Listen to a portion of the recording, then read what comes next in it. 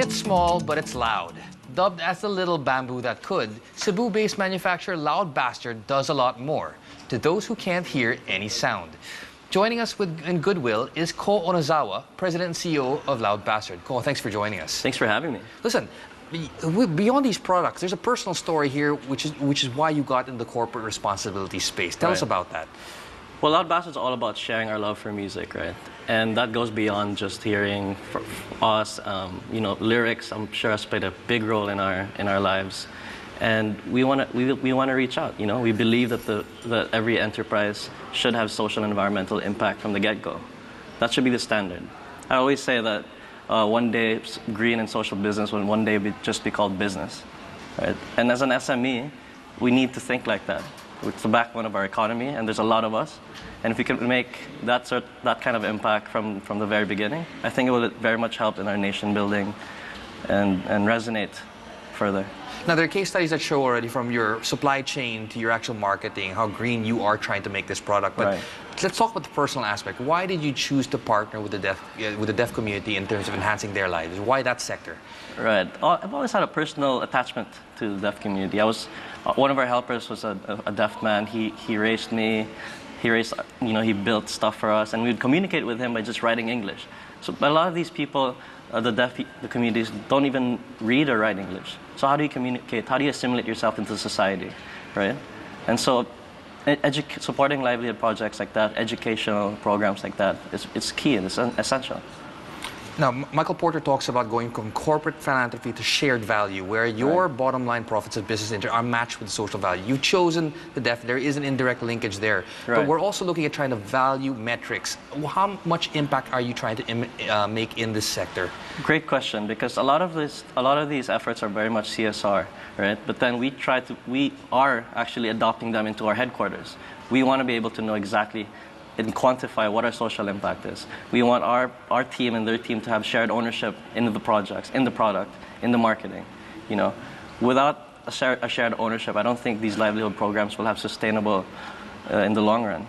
Right. When you're talking about this sector itself, in terms of the deaf community, now that you're exporting, as you mentioned, US and Japan, are you expecting to actually advance that corporate responsibility to these advanced areas, but also with similar concerns?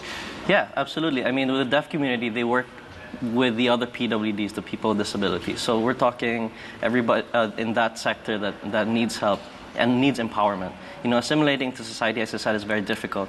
But by empowering them through entrepreneurship and education, they can make something of themselves. Now, there are a lot of erstwhile bamboo producers, and you've got different innovative product designs.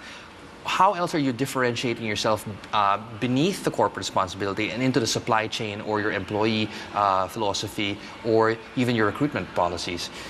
Well, it's all about the brand and what we stand for, right? So we attract certain players, certain collaboration from other big brands and multinationals too, and our employees as well, and it creates this really great creative cooperation between us, and then it's crazy. I mean, it becomes a life of its own, and we ourselves see our potential, and then we create cool things, have cool programs, and I can't wait to see what happens next. Well, you got social impact from your corporate responsibility program, but a lot of the social impact is also in terms of the products you sell, the taxes you pay.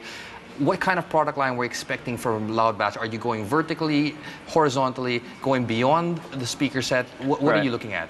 Well, over the past 3 years, we've been fortunate to be introduced with key players in the industry. So right now, this is worldwide. So we're talking opportunities to incorporate more tech, very high-tech stuff, but then still having that Loudbasstard feel.